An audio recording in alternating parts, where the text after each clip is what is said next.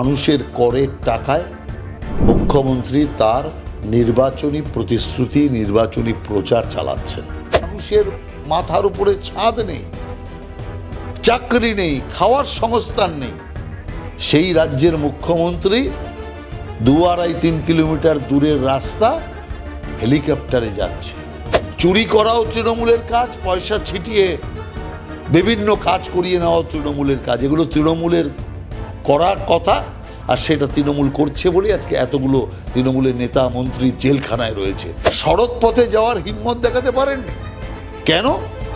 যদি সন্দেশখালীর মা বোন ঘিরে ধরে, সন্দেশখালীর মা বোন যদি জবাব চায়। মুখ্যমন্ত্রী সন্দেশখালী গিয়েছিলেন এবং সেখানে গিয়ে নিজের সরকারি প্রকল্পের যে অনুদানমূলক কর্মসূচিতে গিয়ে তিনি রাজনৈতিক একাধিক বক্তব্য রেখেছেন। সেখানে উনি কি কোথাও গিয়ে রাজনৈতিক কর্মসূচি এবং নিজের যে অনুদানমূলক কর্মসূচি রয়েছে তার মধ্যে পার্থক্যটা গুলিয়ে ফেলছেন বলে মনে করছেন? দেখুন, বিষয় হচ্ছে সরকারি পয়সায় অর্থাৎ গরিব রাজ্যে মানুষের করের টাকায় মুখ্যমন্ত্রী তার নির্বাচনী প্রতিশ্রুতি নির্বাচনী প্রচার চালাচ্ছেন।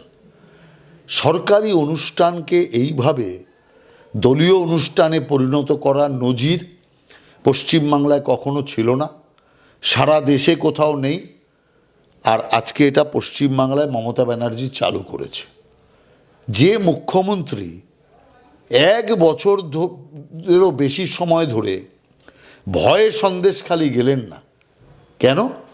সন্দেশখালীর মা বোনরা ওর কাছে যদি ওদের ব্যথার কথা জানায়, এবং সন্দেশখালীতে গেলেন যখন, এখান থেকে এখানে দূরত্ব 2-2.5 ঘন্টার দূরত্বর বাড়ি থেকে, সেই সন্দেশখালীতে সড়ক পথে গেলেন না, গেলেন হেলিকপ্টারে। কত টাকা রাজ্যের খরচা হল? গরিব রাজ্যে, যে রাজ্যে মানুষের মাথার উপরে ছাদ নেই, চাকরি নেই, খাওয়ার সংস্থান নেই, সেই রাজ্যের মুখ্যমন্ত্রী 2-2.5-3 কিলোমিটার দূরের রাস্তা হেলিকপ্টারে যাচ্ছে, কোটি কোটি টাকা নষ্ট করছে। অতএব আমরা ধিক্কার জানাই। এই যে লোক হয়েছে, এরা সন্দেশখালীর লোক তো নয়। অধিকাংশ লোক সন্দেশখালীর বাইরে থেকে এনে এখানে ভিড় করে একটা নির্বাচনী সভা করার একটা চেষ্টা হয়েছে। সরকারি পয়সায় পার্টির প্রচার, ব্যক্তি প্রচার হয়েছে। আমরা এটার তীব্র নিন্দা করছি। আর মমতা ব্যানার্জি বলছে যে পয়সা দিয়ে সব বিজেপি করে নিচ্ছে। আরে পয়সা দিয়ে কাজ করা তো তৃণমূলের কাজ, চুরি করাও তৃণমূলের কাজ, পয়সা ছিটিয়ে বিভিন্ন কাজ করিয়ে নেওয়া তৃণমূলের কাজ। এগুলো তৃণমূলের করার কথা, আর সেটা তৃণমূল করছে বলে আজকে এতগুলো তৃণমূলের নেতা মন্ত্রী জেলখানায় রয়েছে। কোনো রাজ্যে কোনো জায়গায় এত নেতা মন্ত্রী জেলে নেই যেটা তৃণমূল কংগ্রেসের আছে। অতএব মমতা ব্যানার্জি কোন মুখে কথা বলছে? যদি বিন্দুমাত্র লজ্জা থাকতো তাহলে এই সব প্রসঙ্গ তিনি তুলতেন না। দাদা, কালীঘাটের কাকু আবারও এসএসকেএমে ভর্তি রয়েছেন। তার আইনজীবী জানাচ্ছেন তিনি গুরুতরভাবে আক্রান্ত রয়েছেন কোনো একটি রোগে, তার সিটি স্ক্যান করানো হবে। বারবার তিনি আক্রান্ত হচ্ছেন, বারবার তাকে এসএসকেএমে নিয়ে আসা হচ্ছে। দেখুন, কালীঘাটের কাকুকে এসএসকেএম থেকে বেসরকারি নার্সিংহোমে নিয়ে যাওয়া হয়েছে। তার কারণ, বেসরকারি নার্সিংহোমে নিলে অনেক জবাবদিহির পার্ট কমে যায়, প্রভাবিত করার সুযোগ অনেক বেশি বেড়ে যায়। আমি মনে করি যেভাবে পার্থ চ্যাটার্জিকে এমসে দেখানো হয়েছিল সোজা ভুবনেশ্বরে নিয়ে গিয়ে আদালতের নির্দেশে, এই কালীঘাটের কাকুকেও সরাসরি একদম এমসে যে কোনো রাজ্যে নিয়ে গিয়ে দেখানো দরকার। দেখবেন কিচ্ছু নেই।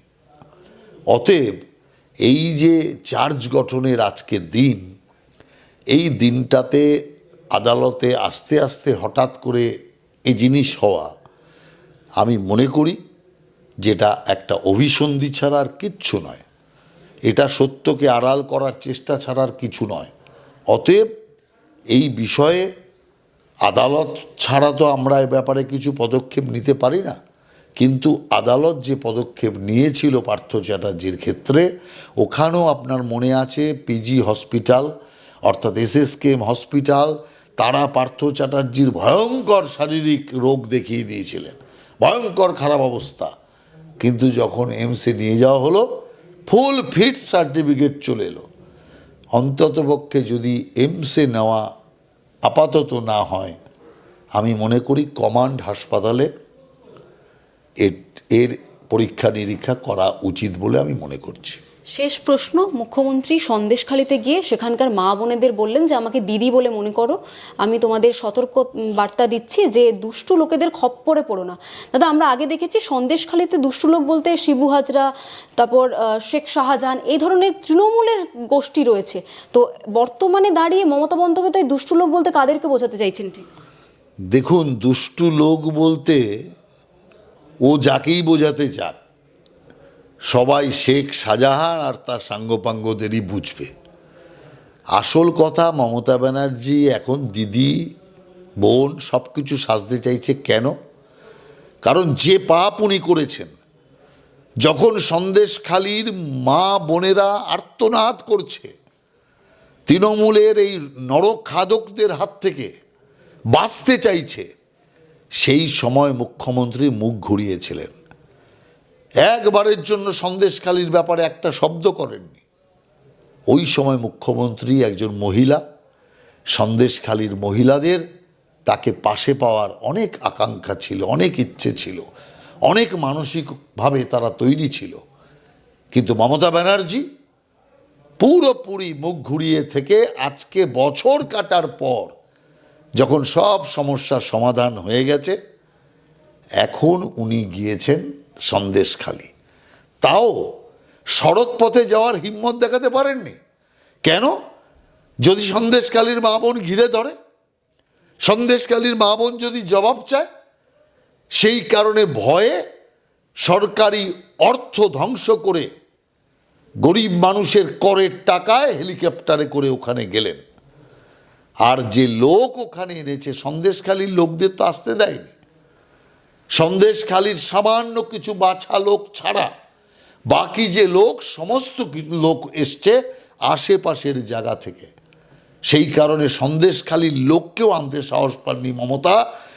যদি সন্দেশখালির লোক ওই মিটিংয়ের মধ্যে প্রশ্ন করে বসে, যদি আক্ষেপ করে বসে, যদি জবাব চায়, তাহলে উত্তরটা দেবেন কি?